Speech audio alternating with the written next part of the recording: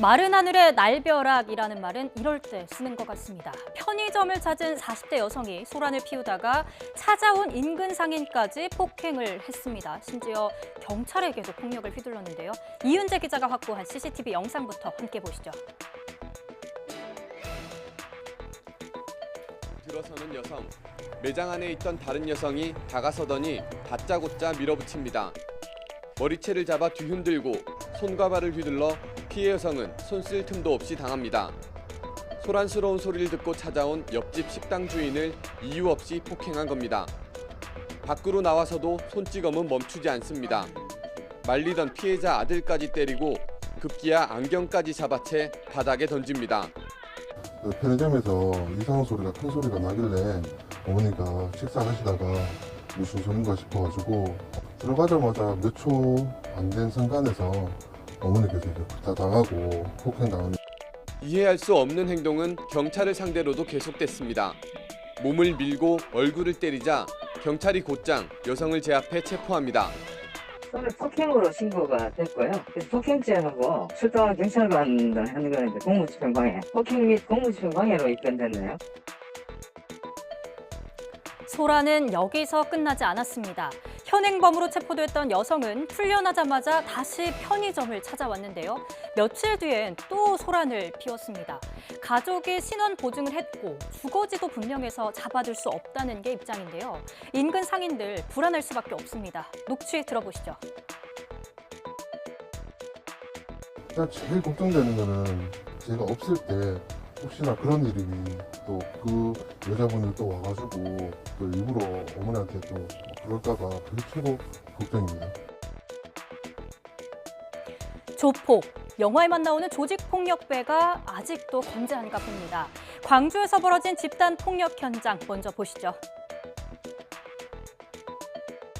건장한 남성 무리가 편의점 의자에 앉아있는 남성에게 달려듭니다. 공격을 받은 남성이 쓰러진 뒤에도 무차별 폭행이 이어집니다.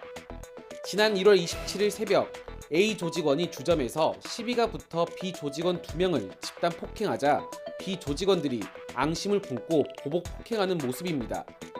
인사를 하지 않았다는 게 이유였습니다. 결국 A 조직원들이 전면전을 위해 흉기를 휴대하고 차량 7대를 이용해 광주 시내와 유원지 등에 집결했지만 출동한 경찰에 해산되기도 했습니다. 검거 당시 총 16명의 경찰관을 검찰 수사관과 함께 현장 출동하여 검거하는 등 실질적으로 긴밀히 협력한 결과 38명을 사법 처리함으로써 광주 지역 최대 폭력 조직을 엄단하였습니다.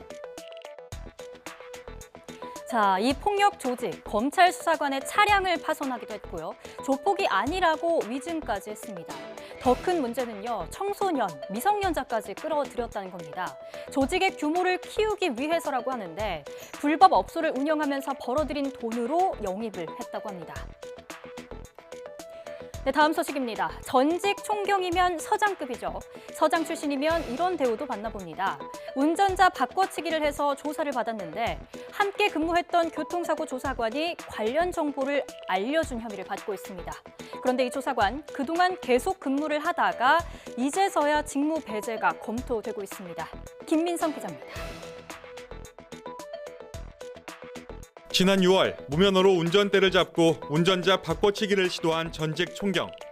결국 재판에 넘겨졌는데 경찰 수사 과정에서 내부 조력을 받은 정황까지 추가로 드러났습니다. 경찰은 전 총경이 일선 서장 시절 약 1년 동안 함께 근무한 교통사고 조사관을 불구속 송치했습니다. 전직 총경 사건을 맡은 동료 경찰관으로부터 정보를 캐내 공무상 비밀을 누설한 혐의입니다. 두 전현직 경찰관은 사고 이후 수십 차례 통화한 것으로 조사됐는데 그저 일상적인 안부 인사를 나눴다는 취지로 혐의를 부인한 것으로 전해졌습니다. 직무와 관련돼서는 현저하게 지금 직무에서 배제하지 않아도 된다고 판단되어서 직무배제는 검토를 하지 않았습니다. 경찰은 문제가 된 조사관의 업무 배제를 검토하겠다고 뒤늦게 밝혔습니다. 그런데 이렇게 손바닥 뒤집듯 할 일이었다면 왜 애초 따져보지 않았는지 여전히 의문이 남습니다. YTN 김민성입니다.